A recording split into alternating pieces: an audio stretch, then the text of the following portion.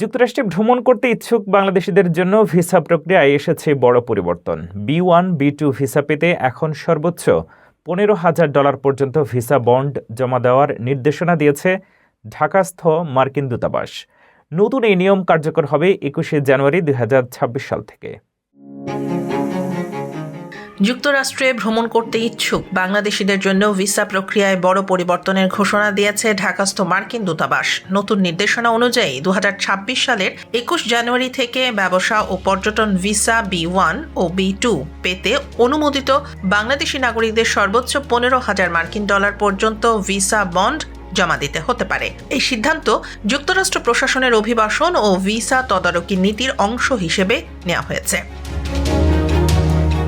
তবে দূতাবাস জানিয়েছে এই তারিখের আগে যেসব বাংলাদেশি নাগরিকের বৈধ B1, B2 ভিসা ইস্যু করা হয়েছে তাদের ক্ষেত্রে নতুন এই আইন নিয়ম প্রযোজ্য হবে না।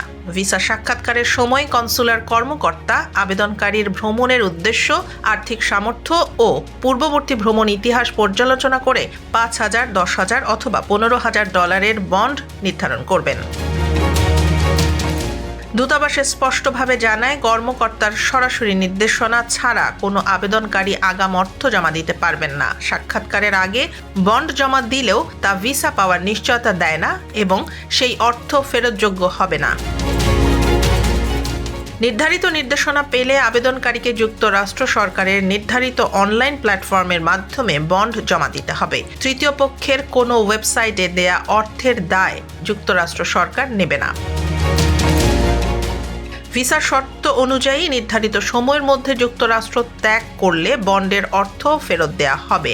তবে অনুমোদিত সময়ের বেশি অবস্থান, সময়মতো দেশ ত্যাগে ব্যর্থতা বা ভিসার শর্ত ভঙ্গ করলে বন্ডের অর্থ বাজেয়াপ্ত হওয়ার আশঙ্কা রয়েছে।